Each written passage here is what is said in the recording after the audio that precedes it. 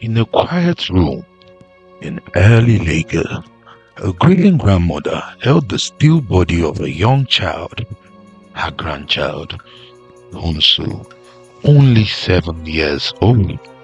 The sorrow in the air was thick, and hope felt distant. Love felt lost. Villagers gathered as HUNSU's body was carried to the church. It was carried by two men from the Celestial Church of Christ. Whispers filled the air, fear, uncertainty, and the faint glimmer of possibility. Guided by the Holy Spirit, a shepherd sprinkled holy water upon the child, and before the watching crowd, Unsu rose, alive once more. News spread quickly. The chief imam of Lagos, on his way to dedicate a mosque, stopped by to witness what many doubted was possible. When he saw the boy alive, awe and shock overtook him. He and his followers declared, "God is mighty." The moment united hearts beyond faiths, beyond traditions. Soon after, word reached the church of another tragedy. THERESA, a young woman from the fisherman's quarters who had died that morning.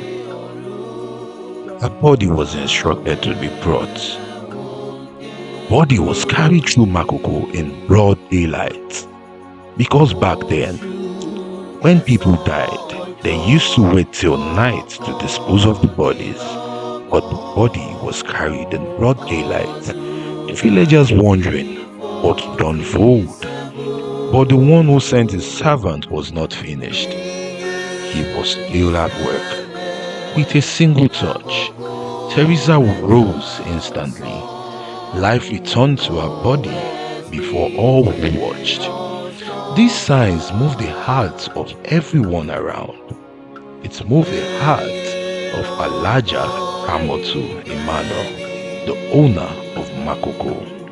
She approached the servant of God, saying she had seen a dream. A holy man arrived on her land, and she was asked to go and meet him, for the miracle that she sought was with him.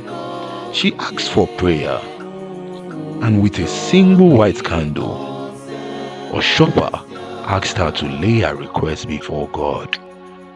Her request was laid. In the 3rd month, her prayer was fulfilled. Makoko became hers without dispute. In gratitude, she gifted land to the church. She gifted land to a chauffeur. But knowing that one day issues might arise due to legality or any other thing, she accepted one humble kobo in return and signed the deed and the documents of the land over to the church. Painfully, on Easter Sunday, March 23rd, 1952, RAMOTU'S Emmanuel departed this world, a life remembered with blessings. After ALHAJA RAMOTU'S passing in Makoko, during the early days of the Celestial Church's mission, extraordinary events surrounded the ministry of Prophet Samuel Biliu Joseph Oshofa. Among the many miracles witnessed, one stood above all others: the resurrection of a young woman named OLUSOLA. It began on a quiet Sunday morning. A church member, known affectionately as Hallelujah, for his joyful greetings, rushed to Oshofa with troubling news. The woman living in his house, OLUSOLA, had died the previous day at 3 p.m. Believing in the miraculous works God had performed through Oshofa, he insisted that she could live again.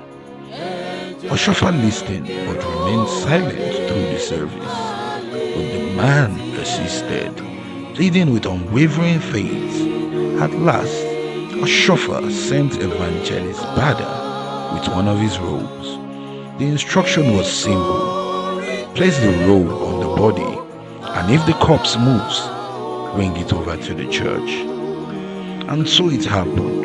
The robe touched the still body, and though lifeless, the girl suddenly turned over. Shocked and trembling, her family brought her to the church at sunset. Oshofa placed the body quietly in the women's vestry. Hours passed.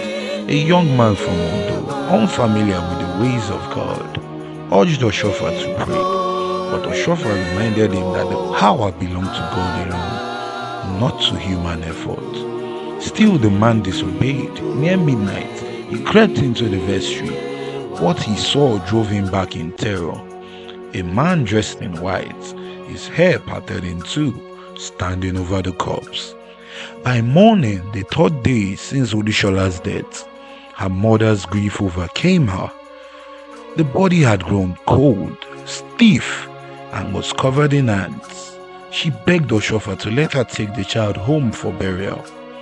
Moved with compassion, Oshofa rose and followed her to the vestry. He asked gently, "What is her name?" "Her name is Olusola," her mother replied. Oshofa struck the body lightly and called, "Olusola." Suddenly the girl answered, "Yes."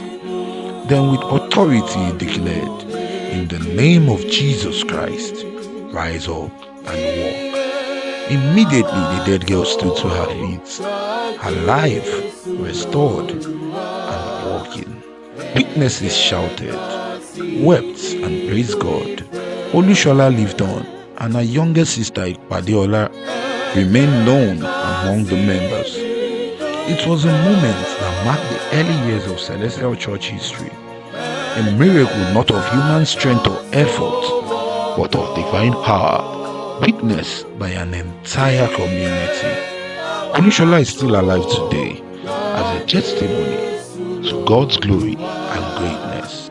Like, share, subscribe to St. SBJ Oshofa TV.